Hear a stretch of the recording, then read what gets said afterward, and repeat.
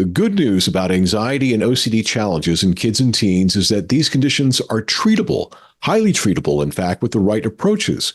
So let's talk with our experts, Doctors Lisa Coyne and Jeff Szymanski, about the very latest evidence-based treatment options for anxiety disorders and OCD. Jeff, I want to start with you. You've treated countless adolescents over the years. Is there such a thing as a gold standard approach to this treatment? I think that if you want your kid to get better, if they have an anxiety disorder, looking for a therapist who understands that the way to work with anxiety is by behaving differently in the world. And technically, this is called exposure therapy. It could be called exposure response prevention therapy or exposure therapy. But again, check out your own experience in your own life. If you're anxious about something, everyone has something that they're anxious about. Everyone has some sort of phobia. Talk them out of it. Let's sit. I'll give you an hour. Talk them out of their anxiety. Don't be anxious. Why are you anxious? You don't need to be anxious. Stop being anxious. It doesn't work. It doesn't work in your own life, even if you don't have an anxiety disorder. But if you try to deal with your anxiety by talking yourself out of it, it doesn't work.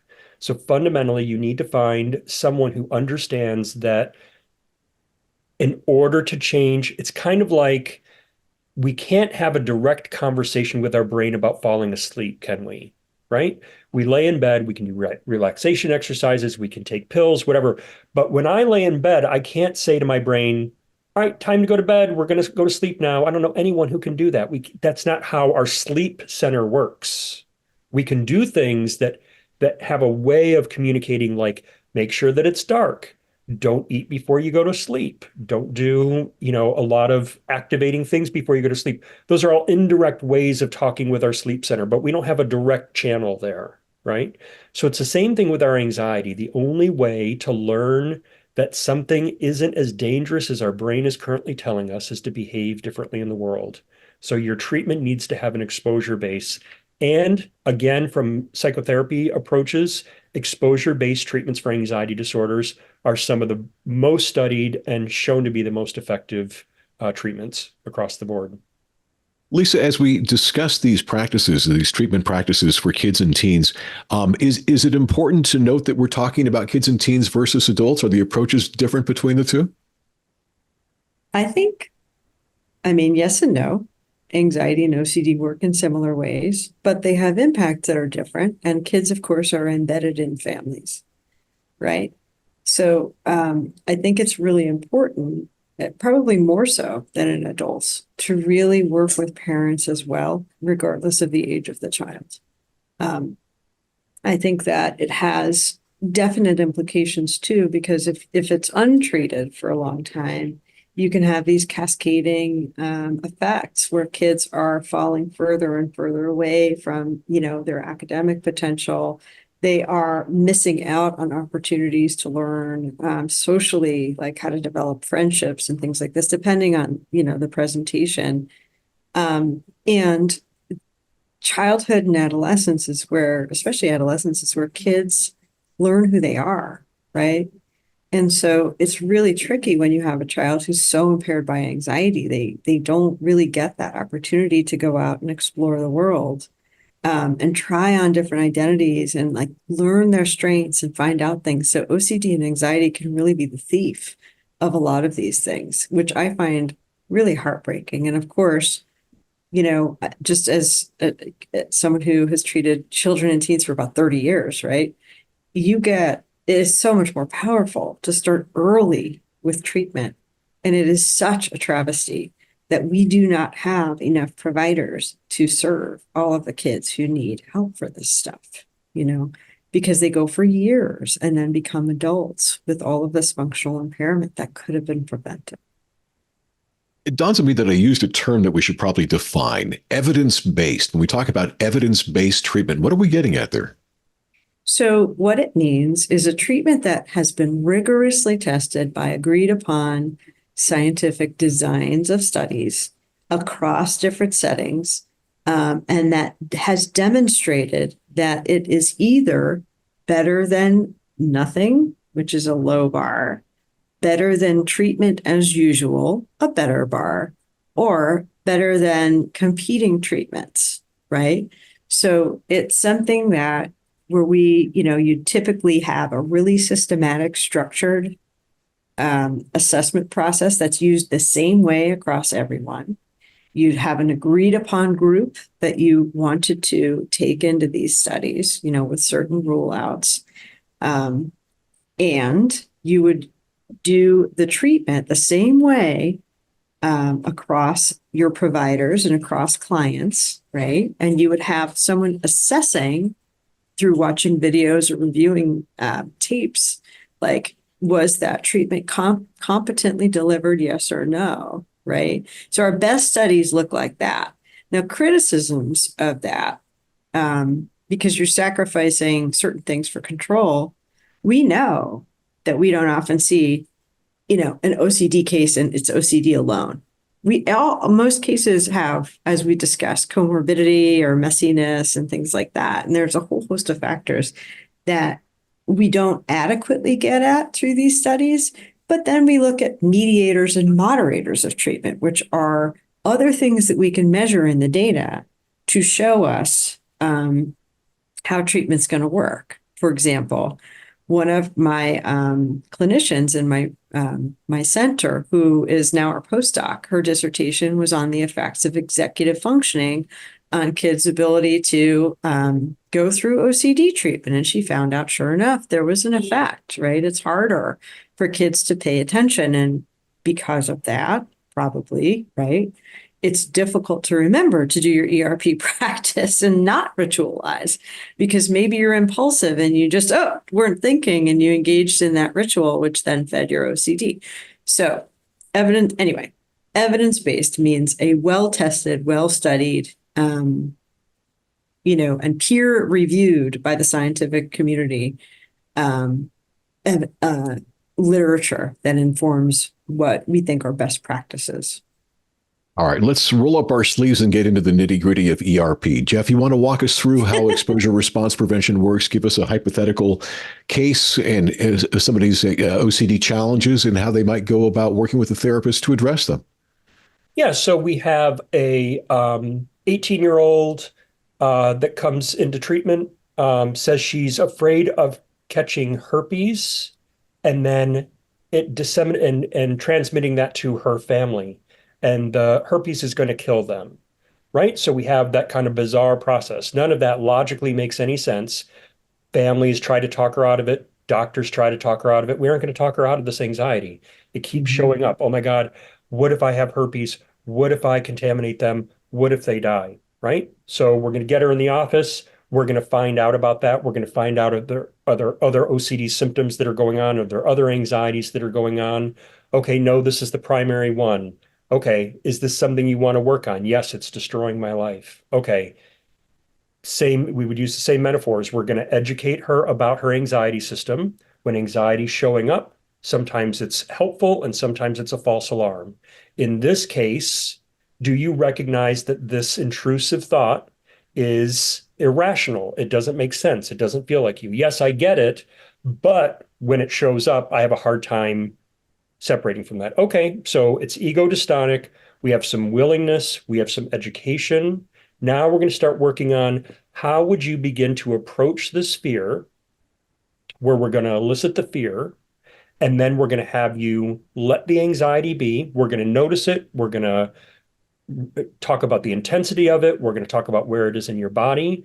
We're going to stay connected to it. We're not going to move away from it. We're not going to engage in the compulsive behaviors of cleaning and washing and reassurance seeking. And in this exposure exercise that we're going to collaboratively put together, you're going to willingly take on because you're tired of living your life in this way. You've lost your job. You aren't hanging out with friends. You're struggling with your parents.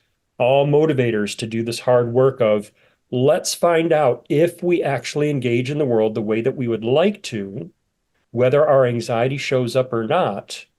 Is that a better way to live our life? Yep.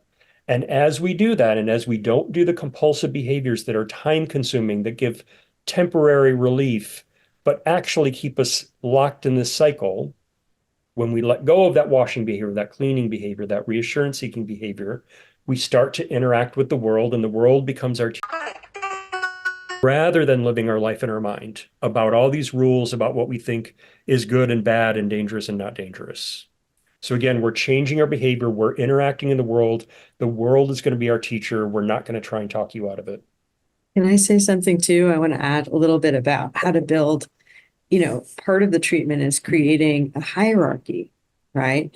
An exposure hierarchy. And what that means is, and this is especially important for kids who are reluctant, as you can imagine, if you were scared of spiders and I said, well, let's go put one on your face, that would not be a good sell, right? That's really tricky. And that's our job, right? Is how do we help people begin to approach fears that it feels like you're asking them, like, well, just breathe underwater. You can do it. It's fine.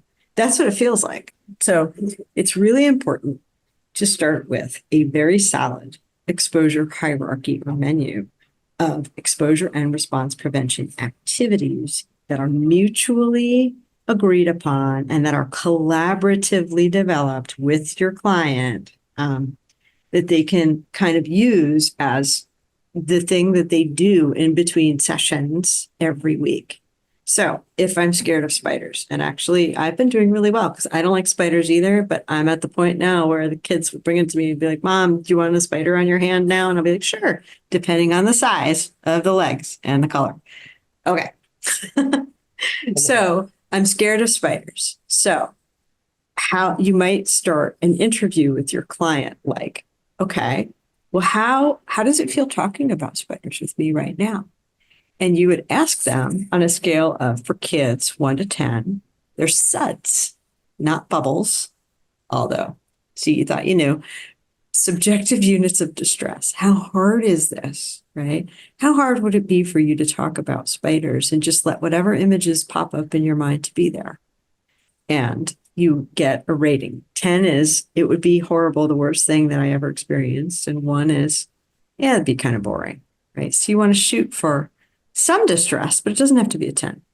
You also want to assess, and this is critically important in working with kids, their willingness to experience this. Because if they're saying it's going to be really high suds and I'm not at all willing to experience that, that's a hard stop.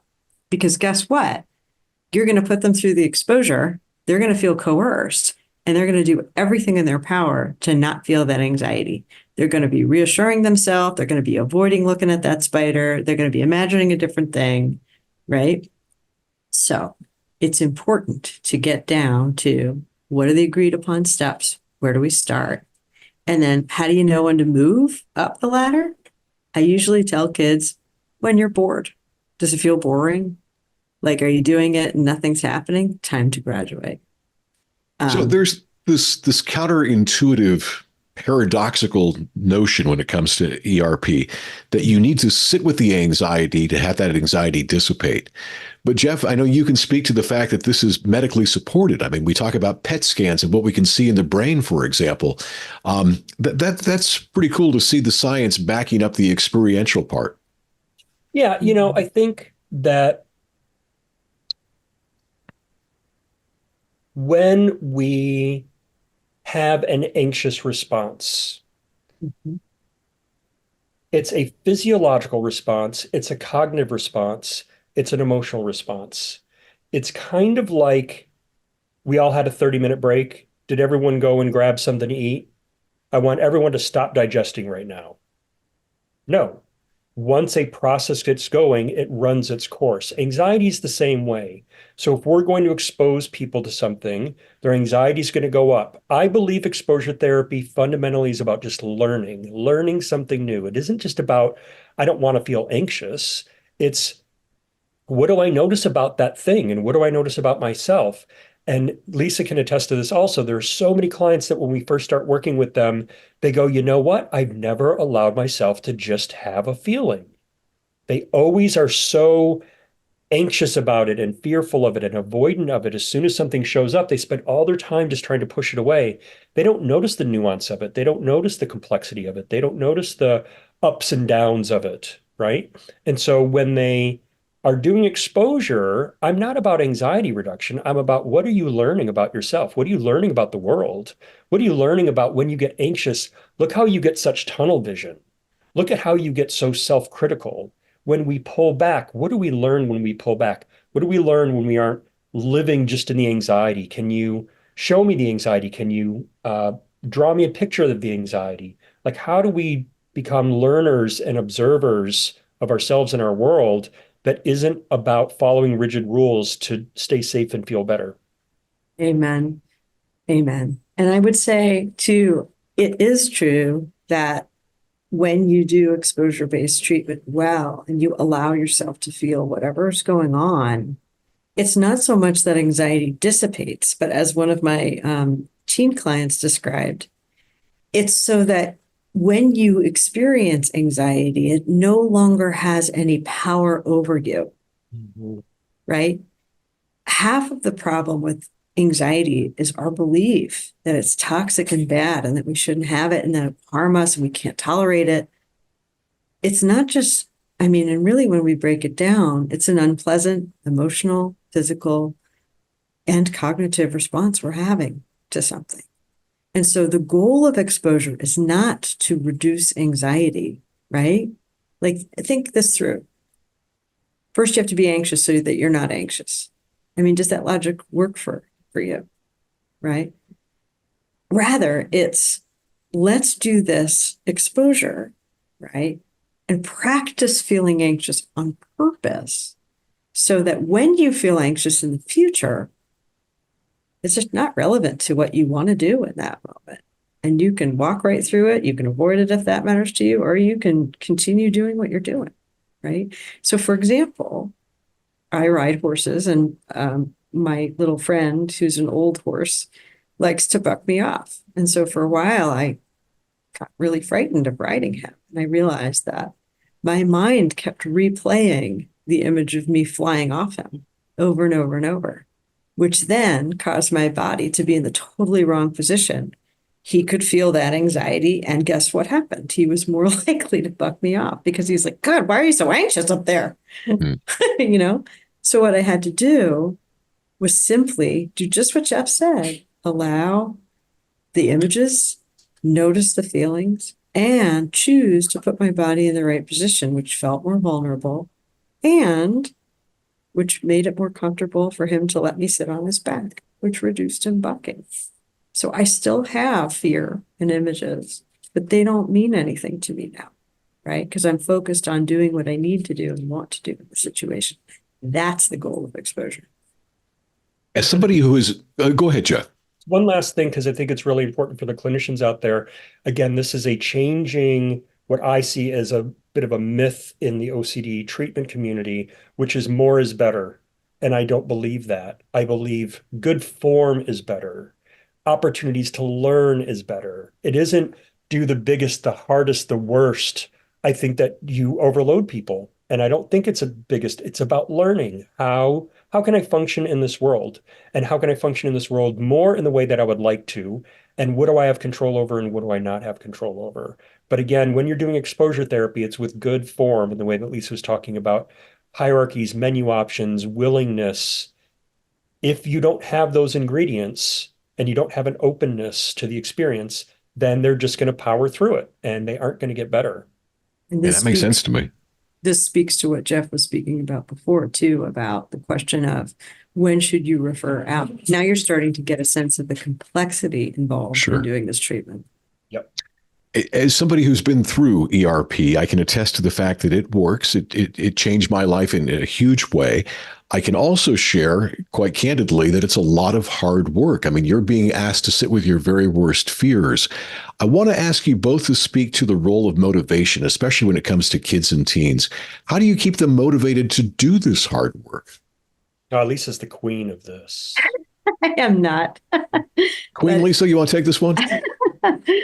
I think it's really important. One thing that I think and have come to know is critically important in my work with teens and kids is it really is so helpful to shape their choice and agency and their willingness to engage in treatment rather than just getting them to do this thing that you want them to do, right? Because you know it will help them.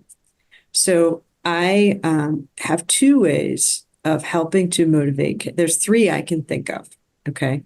Two are based in acceptance and commitment therapy, and one is based in the SPACE program, right? And what we know about parental accommodation. So the very first thing that I try to do is to start to undermine their reliance on rituals as working really well for them, right? Because what people don't track often is that they're still pretty miserably anxious when they're engaging on all these rituals, but they're really scared to let them go because it's the only thing that they know, right? So that's step one. Step two is to make the goal of treatment something much bigger than, do you want to feel less anxious? Like, do you want to reconnect with your best friends? Do you want to really go and play soccer again? Do you want to go and study abroad? Do you want to go and, learn gymnastics or be on the swim, whatever it is, right? I try to think about what are those big picture things that their struggle with OCD and anxiety has cost them, and then frame that as the goal of treatment, right? Now, with kids and teens, especially little kids, I had one teen client say to me, Lisa, I love this values, big picture stuff, but sometimes when I do my ERP, I just want ice cream. And so small, immediate rewards for that hard practice, that hard work of ERP are also really important and meaningful. So you want to really make sure you support it with that. The last thing is sometimes kids are really reluctant to do treatment, right? They just don't want to. That doesn't leave you as parents without recourse, because remember that we are the context in which our kids emerge, right? So the SPACE program, which I mentioned previously, is a behavioral program just for parents. So, and they have good evidence that just changing parent responses to children's anxiety and OCD can be enough to help the kids with their anxiety and OCD. So if you have a really tough to motivate little one or big one, look into that. So those are my three messages about motivation. You mentioned ACT, acceptance and commitment therapy. What should we know about ACT, and how does it factor into the ERP process? Do they work together in tandem, or are they separate processes? So because I've been doing both of them all of my career, I see them as inseparable. They are both exposure-based treatments. They both involve reducing avoidance behaviors. What is different about ACT is it adds the piece about adding discussion of valuing, right? Which is the stuff that we really deeply care about that we wouldn't want to give up, the stuff that makes us us, that gives us a sense of meaning and purpose and vitality. And the treatment goal in ACT really is not to reduce symptoms explicitly, although that happens along the way, which is great.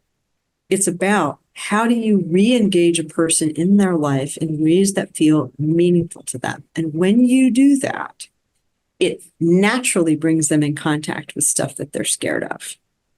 And so helping them to continue engage in that helps to sort of embed them in an exposure-based lifestyle forever, which is really, really what we want here, right? And one thing that I think I did not quite understand when I was first learning how to treat OCD a million years ago is, the changes you make in your behavior don't stop when treatment ends, not if you want to stay functioning well. These are lifelong shifts in how you approach stuff that you used to want to avoid, right? So anything we can do to sustain that is good, and ACT is a great way to help with that. And the other thing I'll add to that is exposure therapy showed up before traditional exposure therapy, traditional ERP showed up before ACT. What traditional exposure therapy does really well is it helps us understand that repetition can take the power out of something, and that repeatedly moving towards something in the world and in our life changes our relationship to it, changes our experience of that stimulus, of that situation. So it tells us the what. ACT, I think, tells you the how.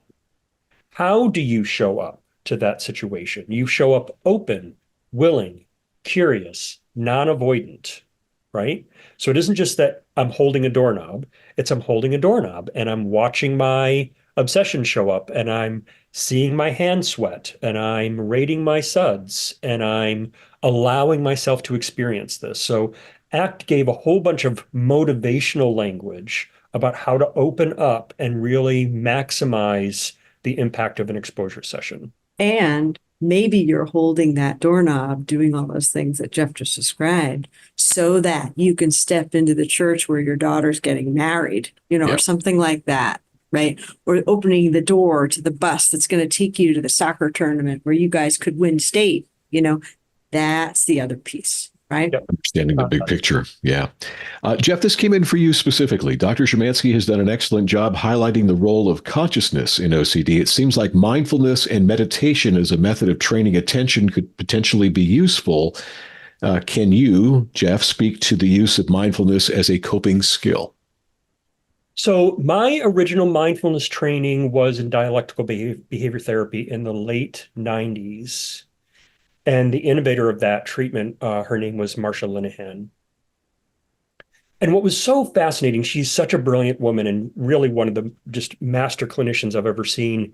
She told us about kind of her own journey. So she was primarily interested in treating self-harm. And she came from a cognitive behavioral tradition. So she's like, I'm going to teach them skills or we're going to stop this behavior.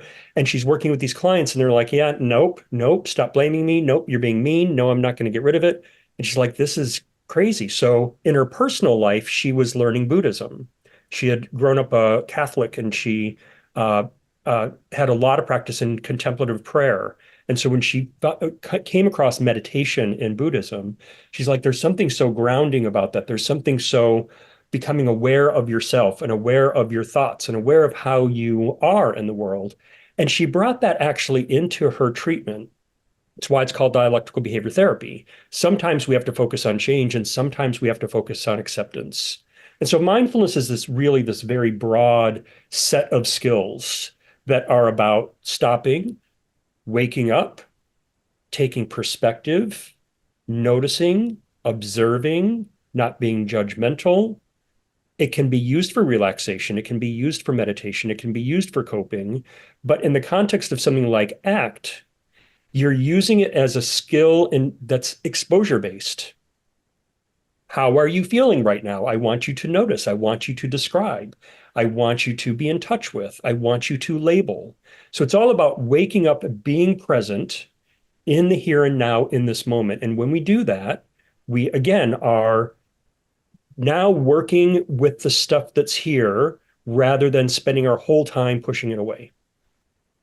Lisa, this question came in, and I think it's best addressed by, is it Dougal, your dog? Oh, yeah, sure. The question is there any proven benefit of therapy dogs / animal involvement in therapy for these disorders? I don't know. How are you guys feeling right now looking at Dougal? I love Dougal. Isn't he great? He learned to do this during the pandemic when he would pop into all of my sessions. So as a behaviorist, honestly, I don't know the answer to that. I haven't read the science on that. So full disclosure. However, what I will say is that if Dougal's presence helps to motivate kids to be willing to engage in exposure-based work, then he is invited to my sessions. If they are using him as a distraction to avoid doing their exposure-based work, he is not invited to my sessions. As someone who, so similar to Jeff, like I study mindfulness. I have a mindfulness practice. I'm a mindfulness mentor trained by Tara Brach and Jack Kornfield. And my most important and powerful mindfulness teacher, I call him my Dharma teachers, is this horse that I ride, because horses are they don't have a cerebral cortex that is as developed as ours. Their survival depends on their ability to stay present in the moment. So they are far more attuned to smaller things than humans are. And as such, and they're also really quick to reinforce or punish your presence. And one of my favorite definitions of mindfulness that I heard, actually, I heard it was Pema Chodron who originally said it. She's a Buddhist monk, but I I love heard her. it watching, Yeah. I know, me too. I heard it from a horse trainer called Warwick Schiller, who said, and I wrongly attributed it to him in one of the books that I just wrote, but oops, we all make mistakes. He said, mindfulness is your mind and body being in the same place at the same time. So, with respect to exposure, very often kids try to get their mind somewhere else while their body's feeling scared. And so, learning how to stay present and that practice of sustaining your attention, broadening it, welcoming your experience with curiosity and compassion, that's all critical, right? So, anyway, thanks for inviting Dougal into the seminar. Our thanks to Dougal. Let's shift gears and talk about another very important topic when it comes to treatment for OCD and anxiety disorders, medication. And what should we know specifically about medication and the treatment of kids and adolescents? So, generally speaking, most child practitioners are going to recommend behavioral treatment prior to trying meds. I start to consider medication if kids cannot get traction in treatment because I do think that there is a place for them. Right. I'm hesitant. I like to talk to parents and educate them fully about the ups and downs. I can't, as a psychologist, I don't know where folks are listening in from in the world, but, we don't prescribe in most states of the US medication that is reserved for doctors or psych nurse practitioners, et cetera. That being said, it's important to understand how the meds work, their mechanisms of action, what are the potential side effects, and typical course of treatment, right? There's some dosing differences, I understand, in treating OCD in kids. First of all, OCD versus depression, and then OCD in kids versus adults. It is not a great idea to get your pediatrician to prescribe medication for OCD. It is a much better idea to go to a psychiatrist who is trained in how to do that. That's really important. SRIs, selective serotonin reuptake inhibitors, are a class of drugs that has an evidence base with OCD and is often a helpful adjunct to treatment. So when kids are struggling, they're not getting traction, and things feel too big, we might explore, or I might recommend to the parents that they, talk to a psychiatrist and let's see if meds can add something. And the way I describe it to the family is that I feel like they give the kids or teens some training wheels, right? They takes the edge off things, helps them feel a little bit more confident in their ability to face these fears so that they better engage in the behavioral aspects of treatment. And then down the road, once they're better and they're doing well and they're practicing their exposure-based lifestyle, then we start to kind of walk off the med slowly, right? And we just treat that as another exposure exercise that we're going to take away your crutches a little bit and you're going to walk on your own. And that might be hard at first. And then we're going to see how that goes. So I think that those are some of the ways that I talk about and think about medication for kids and teens. Jeff, you want to add to that? No, I think that that's perfect. We'll just underscore what Lisa said about so when you're treating depression with an SRI, the way it works is that you have to take a pill every day and it builds up in your system slowly. And then the amount of that medication, active medication in your system, hits what they call a therapeutic window. There's a certain amount of that medication in your system now. It takes almost double the time to hit that therapeutic window when you're using an SRI to treat OCD. So it's a higher dose and it's a longer amount of time. So in the way that Lisa's saying, if they aren't a psychiatrist who's an OCD specialist, at least ask the psychiatrist to read up on the differences in how you use these medications when you're using them for OCD. Let me head back to our bin of audience questions here because we have a large quantity for you.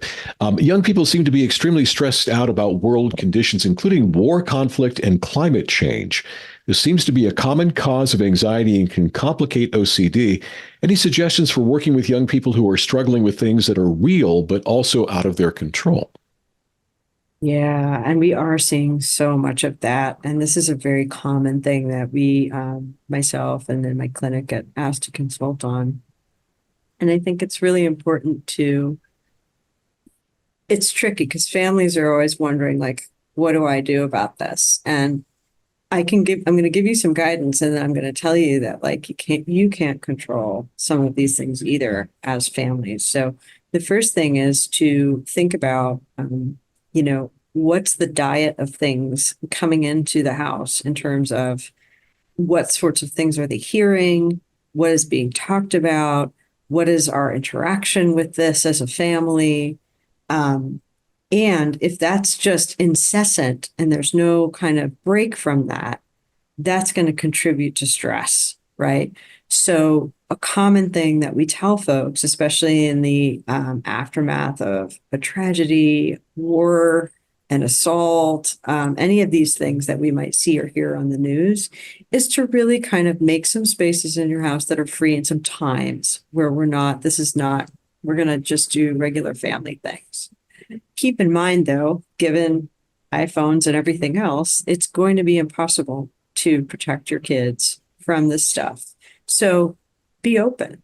One thing that's a protective factor for families in general is having a family mealtime in which everyone is invited to have an opportunity to just be and speak and talk about their days, right?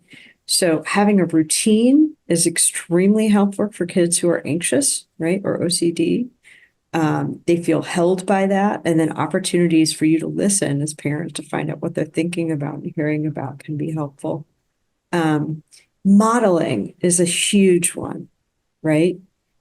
Keep in mind, it may feel more compelling in the moment to rescue your child from their anxiety.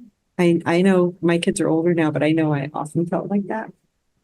But think about playing the long game here, which is how do we equip them to walk through a world where one day we are not going to be there to protect them, right? How do we help give them the tools? How do we give them opportunities, maybe in a titrated way, to learn their strengths by actually allowing them to wrestle with things that are difficult, right? And again, in a titrated way, nobody's saying like, push them off the dock and make them swim. But let's give them opportunities to be in these situations and hear this stuff and then be available to support. The other thing too that parents worry about is like, do I not tell them I'm anxious about this stuff? Do I hide my own anxiety? And the answer to that is I won't get to say a resounding no, right? It is important to say, you know what? This stuff freaks me out too. And sometimes I struggle, and sometimes I'm overwhelmed by hearing it in the news. And you know what? That's a cue for me to learn. I need to turn the TV off and take myself out for a walk, right? Demonstrate and model through how you actually cope with your own anxiety. And if you're struggling as a parent, again, as we've mentioned before, go talk to somebody about it. It is, I mean, we all have stuff like this, right? So if you want to be good for your parents, put on your own oxygen mask first. Or for your kids, put on your own oxygen mask first. Yeah, some good advice there. Jeff, question came in about treating panic disorder. What is the gold standard for treating panic disorder? Yeah, so we're back to exposure-based therapy. We understand that for some people, their fight-flight response, right? If you walk into the street and a car's coming at you, you get that big jolt of energy. That's to protect you, right? So in panic disorder, we have that triggered where there's no car. It just kind of pops into your brain. And all of a sudden now we have kind of this powerful, unpleasant experience that a person doesn't want to have again. So they go, oh, my heart's starting to race, just like when I had that panic attack, right? So we now have a fearful, hyper vigilant attitude we're going to build towards our body, which when we pay more attention to it, if I notice my heart racing and that I'm worried about that, what is going to happen to my heart racing? It's going to get more so. And then I'm going to start to do other things that's going to trigger this full-blown fight-flight response. So in this treatment, we're going to do exposure therapy and we're going to have you bring on these sensations, these physiological sensations, so that you learn that they are just physiological sensations. Your heart racing is your heart racing. Your stomach being stressed is your stomach being stressed. You being lightheaded is being lightheaded. And it's really just treating your body as a noisy machine that's going to do noisy different things, but it's not an indicator of something terrible happening. And then once we evoke these sensations in session, then we're going to practice doing them out in the world. Lisa, this is a great question here. In therapy, what do you do when one's biggest fear, your client's biggest fear, actually comes true? If the client is concerned about cancer, for example, and someone they love develops cancer, Yeah. how do you address that as part of the treatment process? Yeah, that's a really hard one. And I think that, I chuckled when you first described that because I remembered that when I was a postdoc, I treated a family who had a little young person who was very, very afraid of his cat escaping and being eaten by coyotes. And the very last day of treatment, where he had gone through his exposure hierarchy, we were going to bring the cat outside.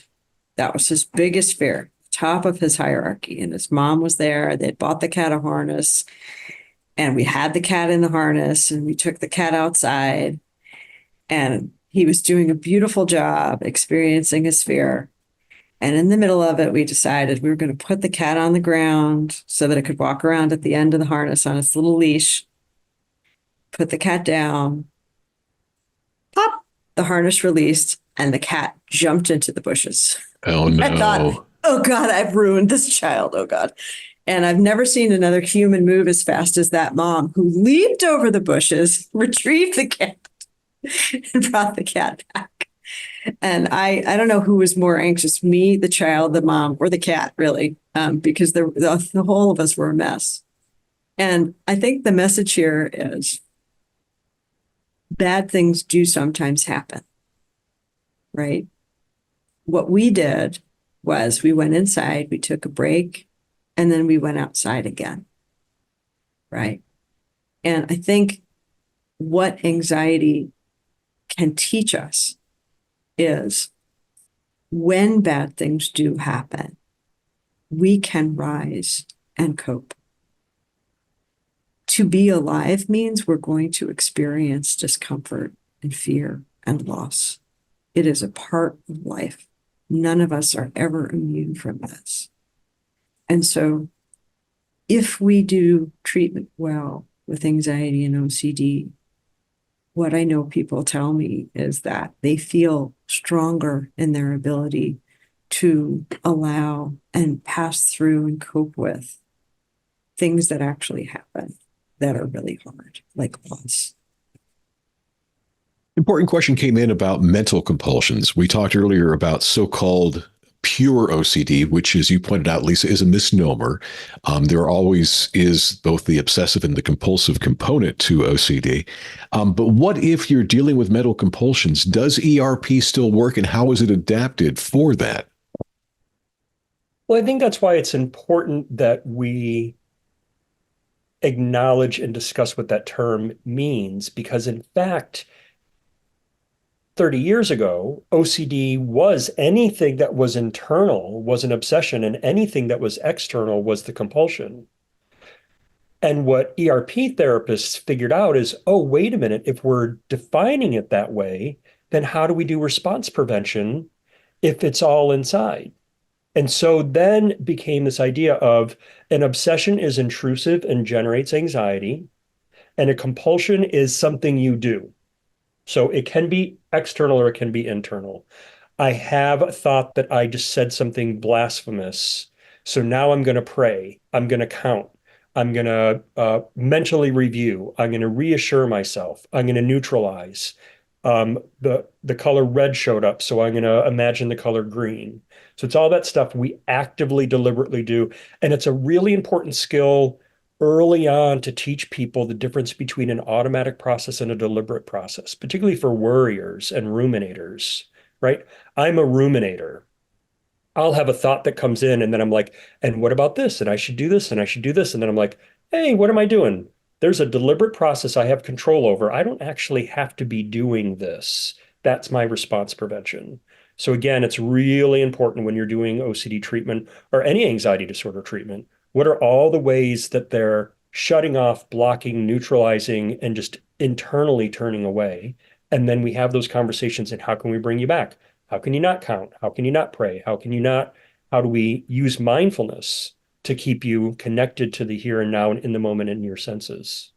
And if I might, I want to give a plug for a great book that has just come out about this by former McLean OCD eye therapist, Ben Eckstein. And it's called Worrying is Optional: Break the Cycle of Anxiety and Rumination That Keeps You Stuck. It's a great book that really comes at both cognitive rituals in OCD, worry in generalized anxiety disorder, and rumination in depression in functionally similar ways that will help clinicians understand exactly what Jeff just described. Jeff, it dawns on me that we haven't talked much about level of care considerations. What should we know about when it makes sense to have, especially a young child or a teen, in outpatient treatment versus inpatient versus residential treatment, for example? Yeah, so outpatient treatment is going to be what you traditionally see as treatment. You're going to go in 1 hour once or twice a week. If after the assessment, after starting treatment, kid isn't engaged, things are too big, things are too hard, right? In the way that Lisa talked about, maybe we consider medication. Maybe if the therapist has the option, some people cobble together their own intensive program. And so ask about the option of, can you meet with the kid more than once or twice a week? Some therapists do that. Well, they'll have their own level of care in their outpatient clinic where they'll meet with them 5 times a week for 2 hours. If they don't have that option, then in terms of levels of care, the idea is with more structure, with more community, with more skills training, with a higher dose of ERP, with more coaching, that's an intensive outpatient program. So now we're going 2 to 4 hours a week. We have individual therapy, we have ERP coaching, we have groups, we have support, we have, again, skills training opportunities. Then you move up into a residential program. If that isn't enough, because they're stuck in the bathroom, because they're not getting out of bed, now we're going to get them up into residential care. They're going to live there. It's an unlocked unit. And bathrooms are monitored and locked, and you have staff that are there 24/7. So again, we're really structuring the environment to see if we can support the kid enough to start doing this hard work. Inpatient is now we're worried about their safety level. So they're self-harming, they're reporting that they're feeling suicidal or feeling unsafe. Now we're going to get them into an inpatient unit. Again, it's locked. We're really going to look at what's going on with them, try and stabilize them and move them back down levels of care. We don't want anyone in inpatient units for very long. That's mostly just stabilization. Lisa, you and Jeff have both referenced the critical role that family members can play in treatment, especially when we're talking about kids and teens. Can you give us some examples of how they might factor into the therapy? Absolutely. So parents can be their kids' most important cheerleaders, right? We are the source of unconditional positive regard. We love our kids no matter what they do at the heart of it. And also, one of the things that's a critical role parents can play is to reflect back to kids their strengths, which are always there, even if OCD or anxiety has really impaired kids' abilities to see that, right? On the other hand, if so many families, probably everybody at first, right? When your child is anxious, right? It's our first role as parents is to help our kids not feel anxious, right? And that is a perfectly normal response, and it makes perfect sense, right? Unfortunately, what we sometimes do when we do that all the time is we take away opportunities for kids to learn how to have anxiety, how to feel it, how to move through it, how it doesn't hurt them, how it's a really darn unpleasant experience that none of us want. And also it has a beginning and an end, right? And so I think helping giving parents, if somebody said to me, and I didn't go to grad school, right? And I didn't know anything about OCD, and they said, no, no, no, no, it's really fine. Let your child cry. Let them just be scared. I'd be like, you're nuts. So I just want to acknowledge that, like, this may sound crazy, and it probably does, right? And I think one of the roles of clinicians is to say to have parents' backs and say, man, this is so hard. And yeah, I wouldn't want to do it either. And yeah, you're going to feel anxious. And it is the most powerful and loving thing you can do. We can help you right size it. We can help you be gentle in your encouragement. We can help you foster that strength and autonomy that you want to see in your kids, nurture them, not dismiss it, not invalidate it, right? And you have permission to do it, right? And what I am so grateful for is the evidence base that I stand on. This is not my opinion. I am giving principles recommended by our best science on this. Thank goodness, right?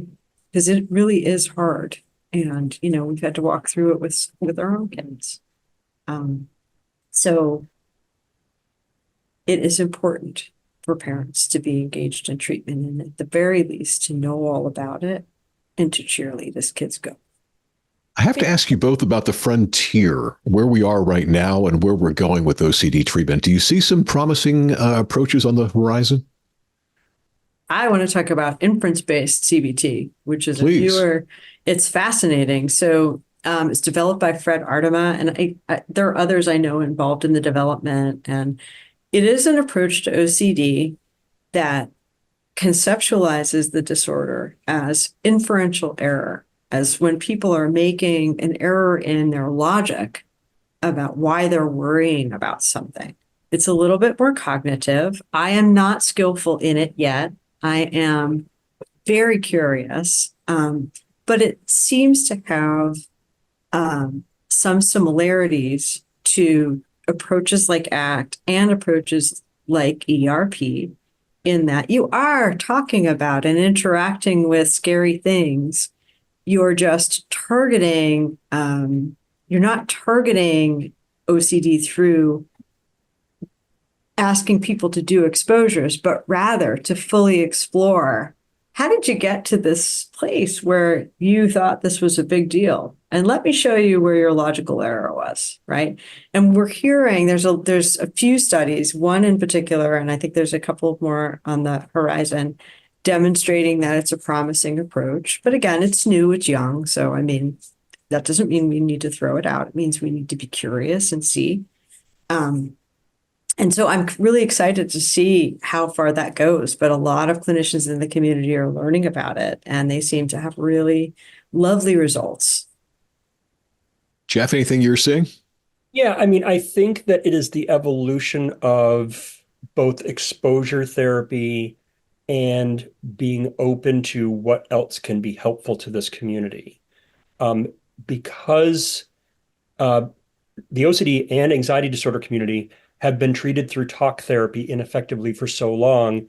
When you are in this community as a treater, you want to gatekeep. So you want to make sure that anything that comes in is not going to harm or leave people in therapy for forever and not help them.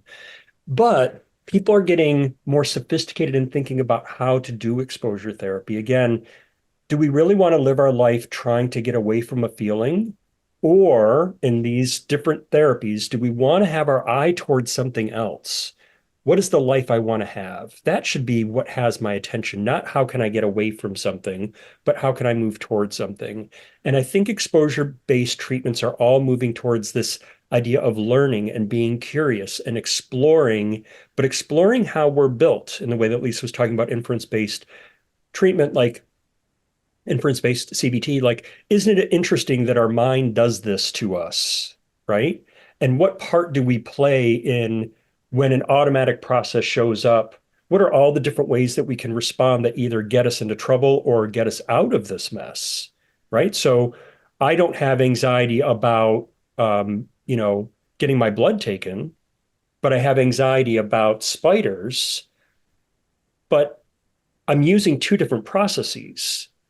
right? So if I'm anxious, it means I need to keep my eye on it versus I'm anxious. And what is that telling me? Like, I'm sure there's a lot of people in this audience that have kids. Were you anxious before your kid was born? Was that a bad thing? Not necessarily. It made you want to do well. It made you want to, be prepared. So anxiety doesn't always have to be negative. Anxiety can be motivating, activating. It can prepare us. So again, just kind of keeping our eye uh, more broadly on learning and complexity and the goods and the bads and the hards and the easies rather than I just need to make this anxiety go away. And I'm seeing that shift very powerfully happen in the therapy community that I think is important. We started this session by talking about the hope that is afforded through treatment. I want to wrap it up by asking you to take 30 seconds each and just talk about what your key takeaway is from your years of experience treating kids and teens with OCD and anxiety disorders in terms of the hope of treatment and what life can look like post-treatment. Lisa? I would say one thing that I have learned through this is that kids and teens have amazing reserves of strength that they don't always see. And I think it's so important to, through this work, help them access those. I really think that treatment works. It's hard. Do stuff scared. And you don't get the flower without the mud, right? No mud, no lotus. We got to do the hard work. And if you are willing, you can do this. And parents, your kids can do this. And holding that trust is critical. Yeah, Jeff? my big thing is communities. Again, there's something so isolating about mental health issues. There's something so isolating about anxiety disorders. There's this strange thing about like it's a flaw of character or we're not trying hard enough. And when you get into communities that get it, all of that dissipates. When you find someone with your subtype of OCD or your same kind of social anxiety, there's something about being part of that community. I found parents of another 8-year-old with a tic disorder. That sense of community, I think, is wildly healing and something that we don't access nearly enough of. Jeff and Lisa, thank you both so much for your time this afternoon. We so appreciate your time and your insights. We covered a lot of important ground, and we very much look forward to picking up this conversation down the road.